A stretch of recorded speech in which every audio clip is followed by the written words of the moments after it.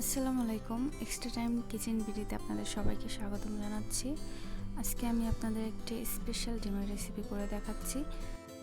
তাহলে আমি শুরু করে দিচ্ছি এই ইজি রেসিপিটি তৈরি করা।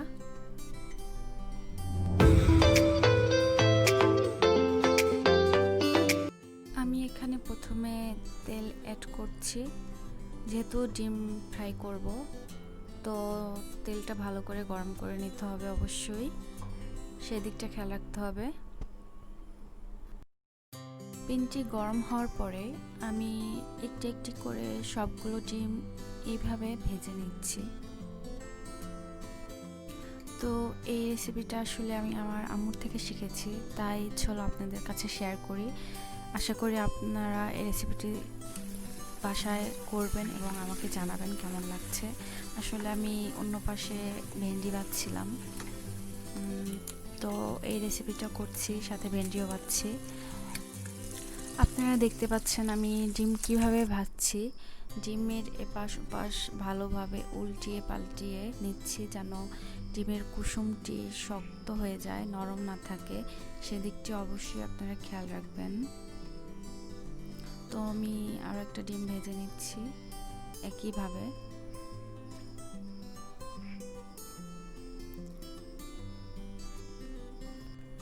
তো আমার ডিমগুলো ভাজা প্রায় শেষ, দেখছেন আমি কিভাবে ভাজছি।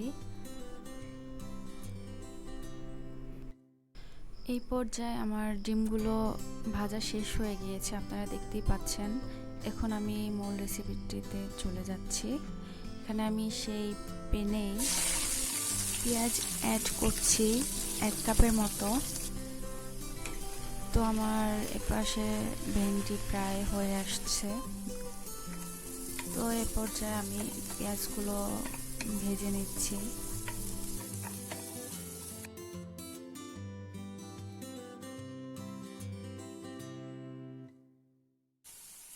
এই পর্যায়ে আমি 1 টিস্পুন লবণ অ্যাড করে নিচ্ছি।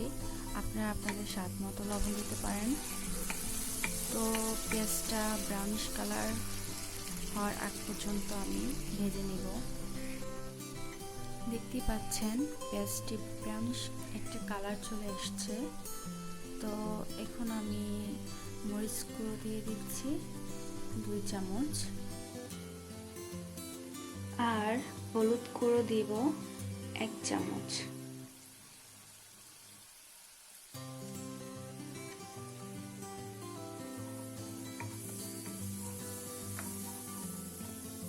পেঁয়াজের সাথে মশলাগুলো ভালো করে নেড়েচেড়ে মিশিয়ে দিচ্ছি।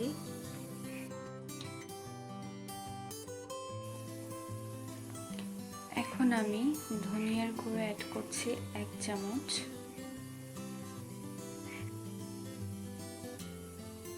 এখন আবার মশলাটা নেড়েচেড়ে মিক্স করে দিচ্ছি। এভাবে নেড়েচেড়ে আসলে মিক্স করলে মশলাটা নিচে লেগে যাওয়ার ভয়ও থাকে না। এখন আমি জিরে গুঁড়ো দিচ্ছি 1 চা চামচ।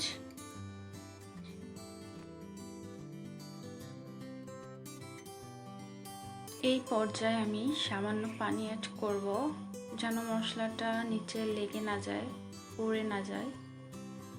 তো পানি অ্যাড করার পরে আমি এটা ভালো করে নেড়েচেড়ে দিচ্ছি। আর আমার এই ডিমের রেসিপিটা আমার কাছে খুবই স্পেশাল, যেহেতু এটি আমার মায়ের থেকে শিখেছি। তো আপনারা চাইলে এটি ট্রাই করে দেখতে পারেন। দেখতেই পাচ্ছেন ভেন্ডি ভাজি প্রায় হয়ে এসেছে।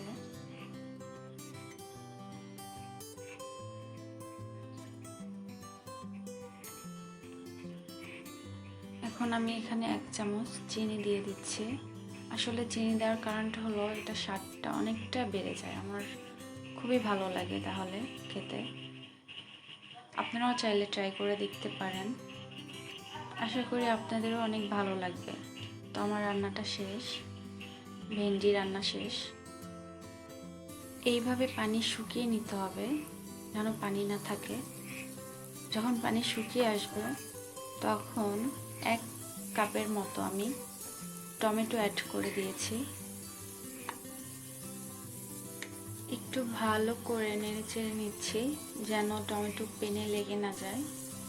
তো দেখতে পাচ্ছেন এখন আমি এখানে অল্প সামান্য পরিমাণ পানি দিয়ে দিচ্ছি।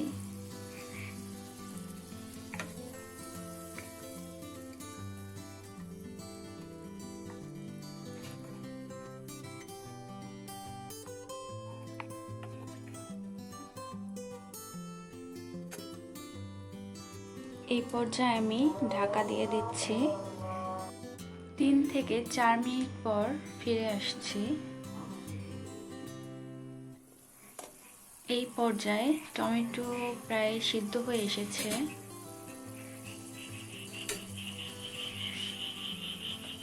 তো এখন আমি আবার নেড়ে দিচ্ছি।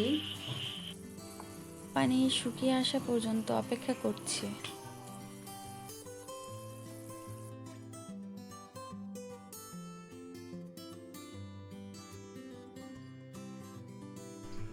আমি ভালোভাবে মশলাটি নেড়ে চেড়ে কষিয়ে নিচ্ছি। মশলা যত বেশি টাইম ধরে কষানো হবে তরকারিটি খেতেও তত বেশি টেস্টি হবে। তো আমার কষানো প্রায় হয়ে এসেছে।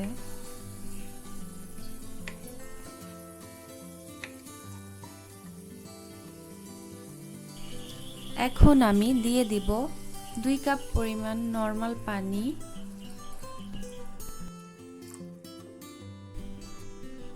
এখন আমি এটা ভালোভাবে নেড়ে চেড়ে দিচ্ছি। আর এই পর্যায়ে আমি চুলার আঁচটা মিডিয়াম টু হাই রেখে রান্না করব। এখন আমি ঢাকা দিয়ে দিব, এটা বলক আসা পর্যন্ত ওয়েট করব। বলক চলে এসেছে, আমি ঢাকাটা সরিয়ে দিচ্ছি। বলক চলে এসেছে, আমি কিন্তু বলক আসার পরে ডিমটা অ্যাড করব।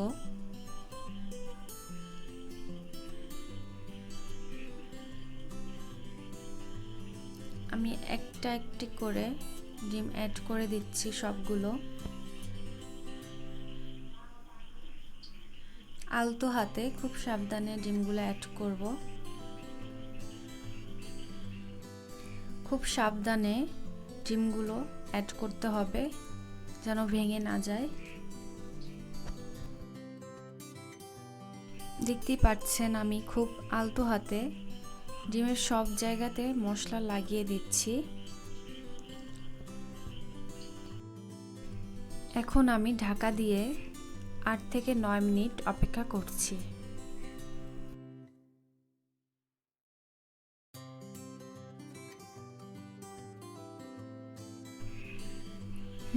অনেক সুন্দর একটা ফ্লেভার পাচ্ছি।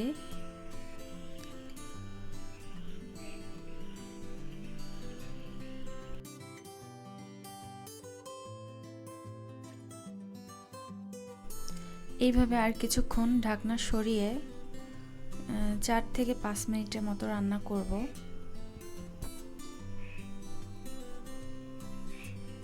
এই পর্যায়ে ফ্লেভারের জন্য আমি 4-5টা কাঁচামরিচ অ্যাড করছি।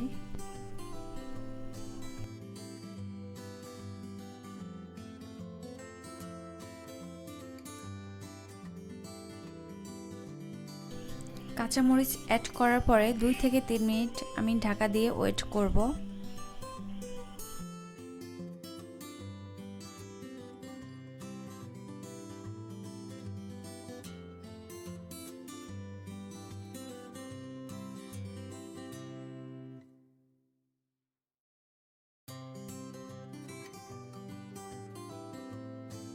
রান্না প্রায় শেষ হয়ে এসেছে।